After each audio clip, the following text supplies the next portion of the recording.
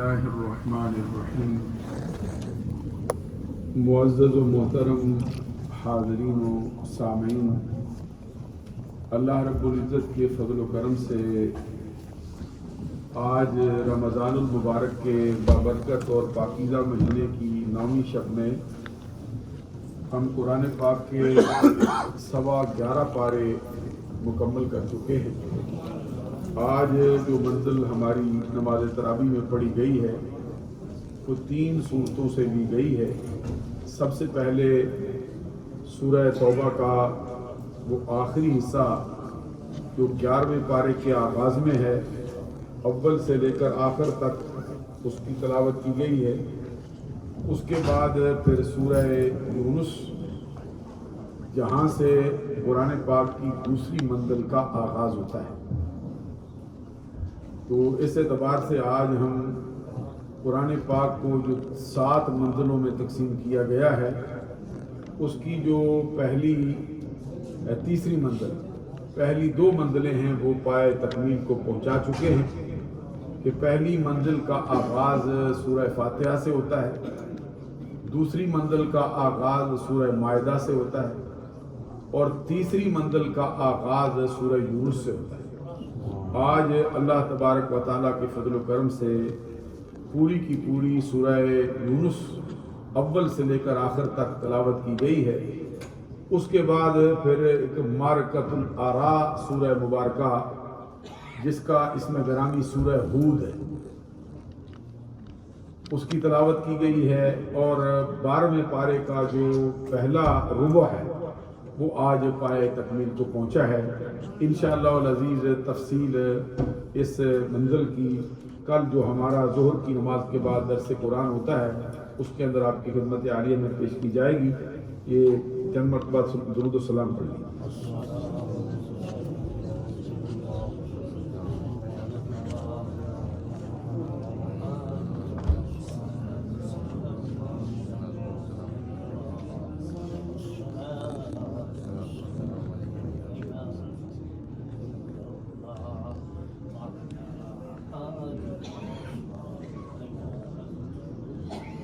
ماشاءاللہ، پہلے دنوں کی طرح آج بھی ہمارے ساتھیوں نے بڑے اہم ترین سوالات فرمائے ہیں۔ پہلا سوال یہ ہے کہ ظہر کی نماز میں فرض سے پہلے جو سنتیں پڑھی جاتی ہیں، کیا وہ 4 ہی پڑھی جاتی ہیں یا 2 بھی پڑھ سکتے ہیں؟ آپ کے علم میں یہ بات ہونی چاہیے کہ وہ جو سنتیں ہیں ان کی تعداد 4 ہے، اور 4 رکعات جو ہے وہ سنت مؤکدہ ہے، تو اس کا جو پڑھنا ہے وہ 4 ہی کو پڑھنا چاہیے۔ بعض کتابوں میں اگرچہ یہ بات لکھی ہے کہ 4 کی جگہ پر 2 بھی پڑھ سکتے ہیں، تو میرے خیال میں سننے والے نے یہ کسی سے سنا ہے تو پھر یہاں پہ سوال میں بھی اس کو ذکر کر دیا۔ لیکن یہ ایسی بات ہے کہ جان بوجھ کر بندے کو جو ہے وہ 4 رکعات سے محروم کر کے 2 پر لگا دیا جائے، ایک معمول ہے اور تاکید بھی ہے، اس لیے 4 رکعات ہی اس کی ادا کرنی چاہیے۔ دوسرا سوال یہ ہے کہ جمعہ کی نماز سے پہلے جو 4 سنتیں پڑھی جاتی ہیں اس کے پڑھنے کی کیا دلیل ہے؟ یہ نماز کی جو پڑھنے کی دلیل ہوتی ہے، آپ کو معلوم ہے کہ یہ نہ تو نبی اکرم صلی اللہ علیہ وسلم کے زمانہ اقدس کے بعد شروع ہوئی ہے، نہ ان زمانوں کے بعد کسی نے اپنی طرف سے اس کو شروع کیا ہے، بلکہ جو رکعتیں جمعۃ المبارک کی نماز کی احادیث سے دستیاب ہوتی ہیں اس کے اندر 4 رکعت سنت پہلے پڑھی جاتی ہے، پھر 2 رکعت جمعہ کے فرض پڑھے جاتے ہیں، اس کے بعد پھر 4 رکعت پھر پڑھی جاتی ہے، 2 رکعت پھر پڑھی جاتی ہے، اور یہ جو جمعۃ المبارک کے فرضوں کے بعد 6 رکعت پڑھتے ہیں، پہلے 4 پھر 2، یہ اکثر بزرگوں کے نزدیک جو ہے یہ سنت مؤکدہ ہیں۔ تو یہ اس کی ترتیب ہے جو زمانہ رسالت سے ہم تک چلی آ رہی ہے۔ اگلا سوال یہ ہے کہ جو ویڈیو کال کے ذریعے جو نکاح کیا جاتا ہے کیا وہ جائز ہے؟ آج کل کے دور میں بعض علماء نے اس کے جواز کا فتویٰ دیا ہے، لیکن صحیح جو فتویٰ ہے وہ یہ ہے کہ نکاح کے لیے مجلس کا ایک ہونا شرط ہے، اس لیے ویڈیو کے اندر نکاح جو ہے وہ درست نہیں ہے۔ اگرچہ بعض علماء اس دور کے اس میں فتویٰ دے چکے ہیں، اس میں صحیح نظریہ یہ ہے کہ وہ ان کے لیے ایک ہی جگہ کا ہونا ضروری ہے۔ فرماتے ہیں اگر جائز نہیں تو پہلے زمانے میں جو خط کے ذریعے نکاح کیا جاتا تھا کیا وہ جائز تھا؟ یا خط کے ذریعے نکاح جو ہے نا وہ کرنے کا طریقہ یہ ہوتا ہے کہ آج بھی خط کے ذریعے سے نکاح ہوتا ہے، لیکن خط لکھ کر براہ راست جس کے ساتھ نکاح ہوتا ہے اس سے مخاطب نہیں ہوتے، بلکہ وہ جو نکاح خان ہوتا ہے اس کو اپنا وکیل بناتے ہیں، تو خط کے ذریعے وکیل بنایا جاتا ہے۔ خط جو ہے یہ ایک باقاعدہ اس پہ مہر لگتی ہے، دستخط ہوتے ہیں، دھوکے کا کوئی مسئلہ نہیں ہوتا، تو خاتون جو ہے وہ اپنے گواہ کر کے اس بندے کو وکیل بناتی ہے کہ میں تجھے فلاں بندے کے ساتھ نکاح کرنے کے لیے اپنی طرف سے وکیل مقرر کرتی ہوں، تو پھر وہ وکیل جو ہے وہ ایجاب و قبول میں شامل ہو جاتا ہے۔ یہ اس کا طریقہ ہوتا ہے نکاح کے ہونے۔ اگر کوئی اور سوال ہو تو ارشاد فرمائیں۔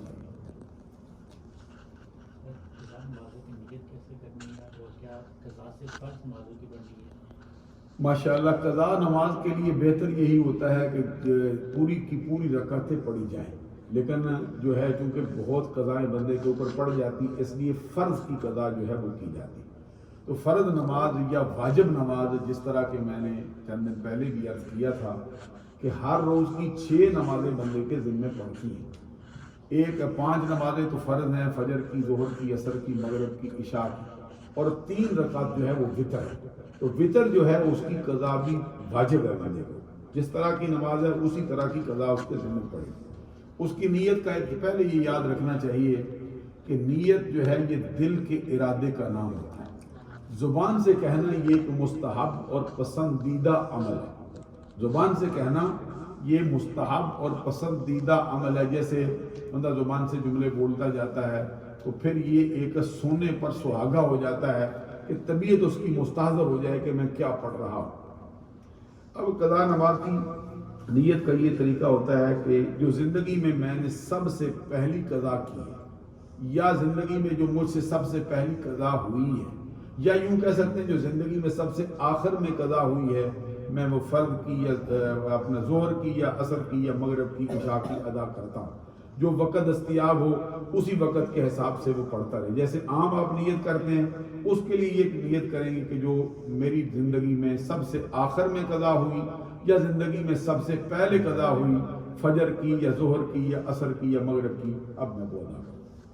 اور کوئی سوال ہو شاید فرما سکتے۔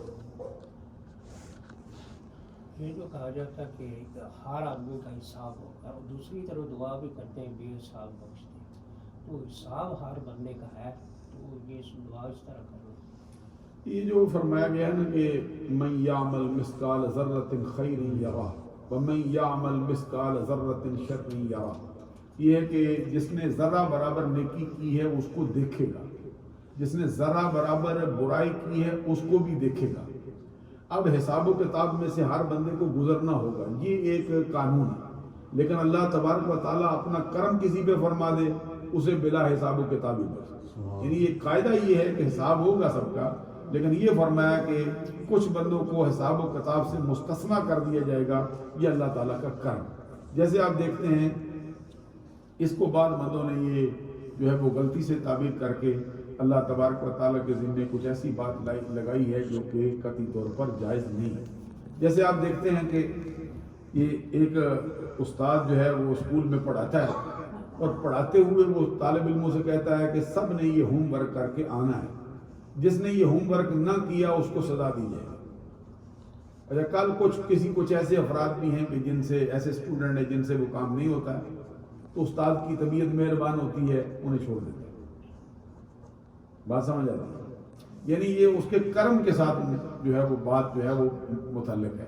اللہ تبارک و تعالیٰ ویسے تو قدرت یہ ہے، یعنی قانون یہ ہے کہ ہر کسی کا حساب و کتاب ہو، لیکن اس کا کرم یہ ہے کہ جس کا چاہے حساب لے لے، جس کو چاہے حساب و کتاب کے بغیر ہی۔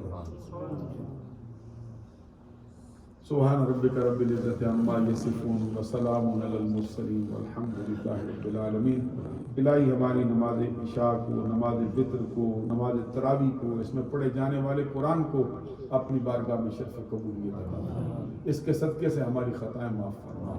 الہی ہم نے پہلے 10 پارے کل مکمل کیے تھے، آج اگلے 10 کے اندر جو ہیں وہ داخل ہو چکے ہیں، جس طرح تو نے ہم کو پہلے پڑھنے کی توفیق عطا فرمائی اسی طرح یہ بھی پڑھنے کی توفیق عطا فرمائی الہی پورا قرآن اسی طرح پڑھنے کی توفیق عطا فرمائی اور خاتمہ بالخیر فرما ہماری بخشش فرما ہمارے والدین کی بخشش فرما تمام امت محمدیہ کی بخشش فرما وصلی اللہ علیہ محمد وآلہ وصحبہ اجمعین